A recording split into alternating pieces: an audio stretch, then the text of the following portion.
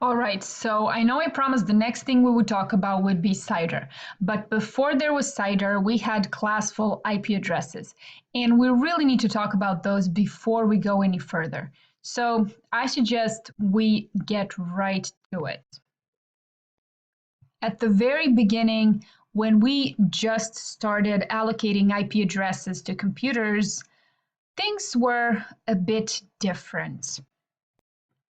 Everyone thought that we would always be able to separate three sizes of networks: large networks, medium networks, and small networks. And the idea behind classes was that once a company or a university would want to get an address range, they would be given a range depending on the size of their network. So Class A networks were only supposed to be given to very large networks. And that is because in a Class A network, the first 8 bits or the first octet is the only octet that represents the network portion of that address. That means that there is only 256 Class A networks. One Class A network has 2 to the power of 24 different host addresses or different combinations for the host portion of the address. 2 to the power of 24 is somewhere around 16 million addresses. Now, hopefully you'll agree with me that there's probably not many networks in the world that actually need that many public addresses. The next class is Class B, which is somewhere between Class A and Class C. Class B networks have 2 octets representing the network portion of the address. The other 2 octets represent the host portion of the address. These were meant to be given to medium networks, and then Class C networks were meant to be allocated to very small networks. A Class C network is kind of opposite from the Class A network because Class C networks have its first 3 octets representing the network portion and only 1 octet representing the host portion. So one Class C network can only have 256 different IP addresses in one subnet. Now, one more thing, there are actually additional 2 subnets, classes D and E. D is reserved for multicasting and E is experimental and is used for research and documentation. Now let's look at some examples. Here's a Class A network 71.3.99.2. This is the network portion. So 71, the first octet, is the only octet that represents the network portion. The other 3 octets represent the host portion. Now, how do we determine the network address? So we take the network portion, we copy that, and then in the host portion, we put zeros. So 71,000 is going to be our network address for this example. Now, how do we determine the broadcast address? It's similar. So we also need to copy the network portion, which is 71, and then in the host portion, we're going to put all ones. Of course, this is in binary format. So when you convert 8 ones to a decimal format, you're going to get 255. So we're going to have 71.255.255.255. Now, how do we actually know to which class does a certain IP address or an IP range belong to? We determine that by looking at the first octet. So Class A addresses are somewhere in between 1.0.0.0 and 126.255.255.255. So if we have the first octet ranging from 1 to 126, we have ourselves a Class A IP address.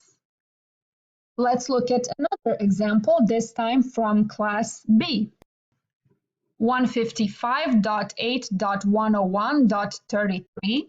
So in a class B network, the first two octets represent the network portion, and then the last two octets represent the host portion. So what is the network address in this example? Again, we're going to copy the network portion, which is 155.8. And then in the host portion, we're going to use all zeros. Of course, all zeros in binary format are the same in decimal format.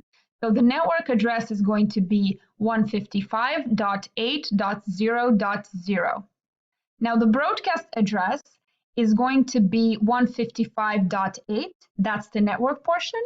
And in the host portion, we're going to use all ones.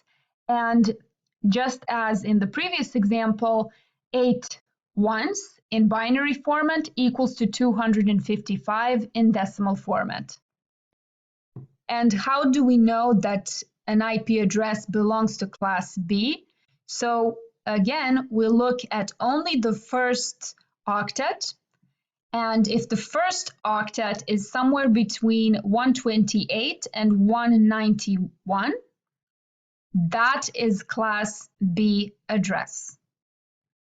Let's see our third example, this time from class C. So here we have 201.65.4.137. Here, the first three octets represent the network portion, and only the last octet represents the host portion. As in the previous examples, we're going to determine the network address, and we'll get the network address by copying the network portion, 201.65.4, and then in the host portion, we're going to put 0. So that is our network address for this example. Let's determine the broadcast address. To determine the broadcast address, we're going to copy the network portion, and in the host portion, we're going to put all ones. Again, we're going to have 255 for each segment or each octet that represents the host portion, and since we only have one, it's going to be 255 at the end, and that's our broadcast address. Now, how do we know that an address belongs to class C? So once more, we look at the first octet, and if it's somewhere between 192 and 223, that's a class C address.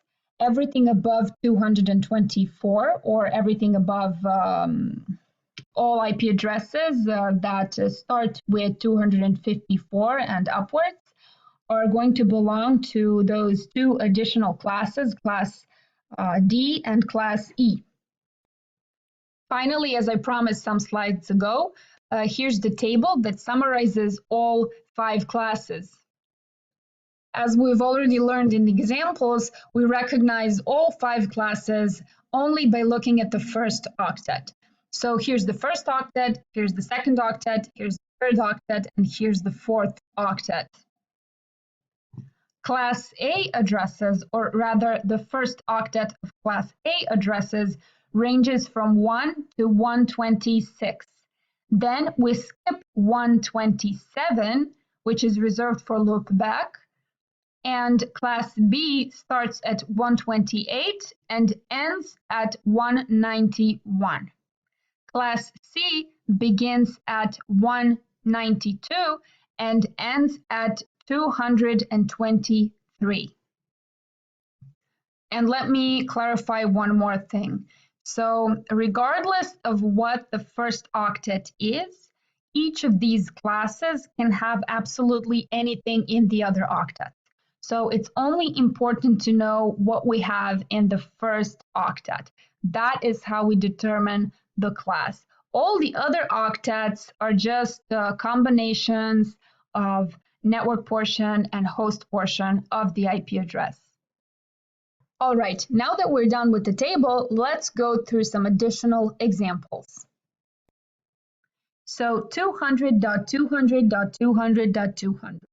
Question for you is, which class does this IP address belong to? as we discussed, we only look at the first octet. So the first octet is 200. That, looking at this table again, would be class C. All right, let's go to the next example. 1.1.1.1. This is definitely class A.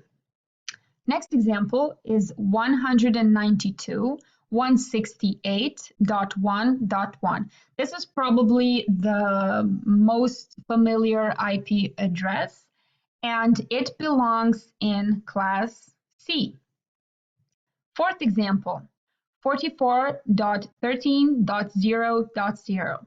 So this is also class A because the first octet is between 1 and 126. Fifth example, 100.0.0.255. This is also class A. And the last example would be 155.255.255.7.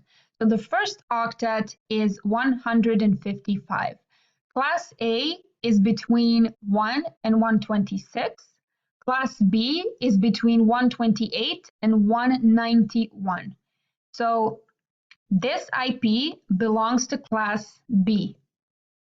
And that would be all for this lesson. See you in the next one, where we definitely talk about cider.